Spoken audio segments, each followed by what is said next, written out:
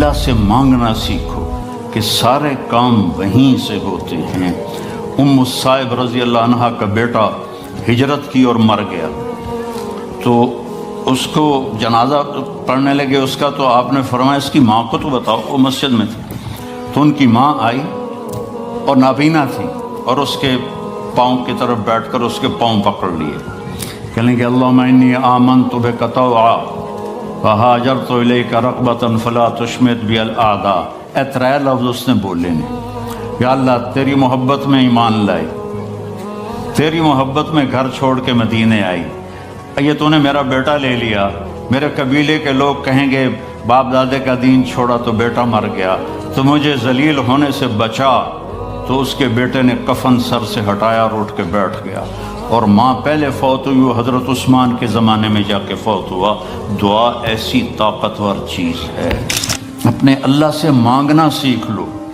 اپنے مانگنا جو ہوتا ہے نا، یہاں تو آپ کے مانگنے والے وہ گٹار بجا رہے ہوتے ہیں، تو وہ میں پہلی باری ویکھیا 82 میں کہ میں وہ گٹار بجائی جاتا، رومال بھی چھایا، میں کوئی ہے کہ میں کہ اتھو دا فقیر ہے، تو اس کو تو دینے کو بھی دل نہیں کرتا۔ پاکستان میں، ہندوستان میں دیکھو فقیر کیسے منہ بناتا ہے، ایسے یوں ہاتھ پھیلاتا ہے، تو نہ چاہتے ہوئے بھی دل کرتا ہے کچھ دے دیں۔ وہ تو ساری ایکٹنگ انہوں نے سیکھی ہوتی ہے، لیکن پھر بھی جی چاہتا ہے کہ ان کو دے دیں۔ تو ہم نے کبھی ایسے اللہ کی منت ہی نہیں کی۔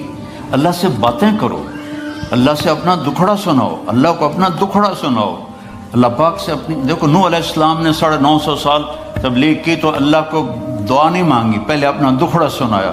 رب انی دعوت قومی لیلا ونہارا فلم یزدہم دعائی الا فرارا۔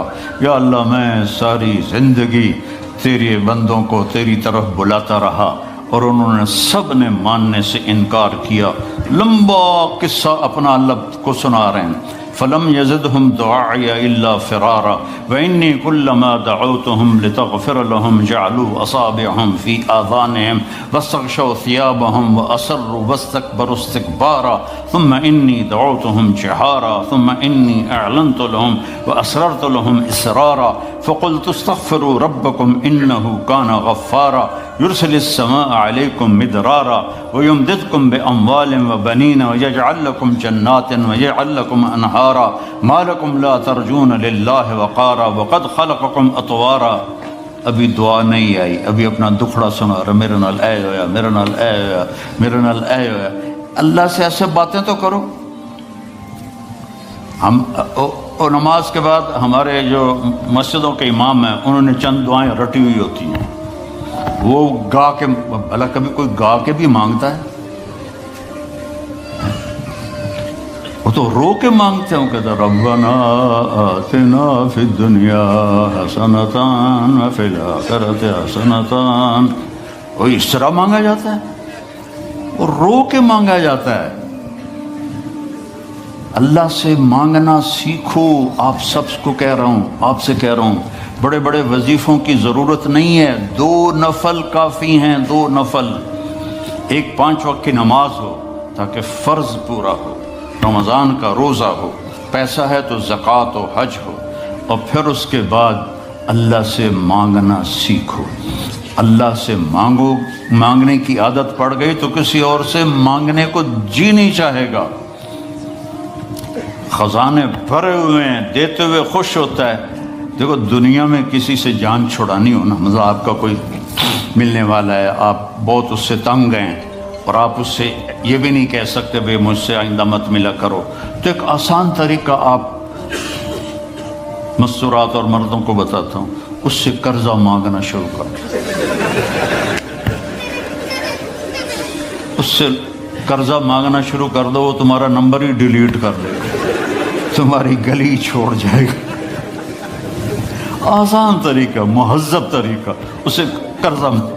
یہاں تو تم لوگوں نے 1-1 پاؤنڈ گنا ہوتا ہے، یہ گھر کی قسط اور یہ موٹر کی قسط اور یہ فریج کی قسط اور یہ فون کی قسط اور یہ فلانے کی قسط، یہ فلانے کی قسط، اخیر تک تو اے ہی بچدا۔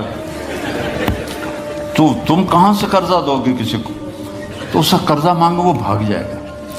اور اللہ ایسی ذات ہے اس سے مانگو تو خوش ہوتا ہے، نہ مانگو تو ناراض ہو جاتا ہے. تو مانگو، میرے خزانے تمہارے لیے ہیں، مانگو مجھ سے.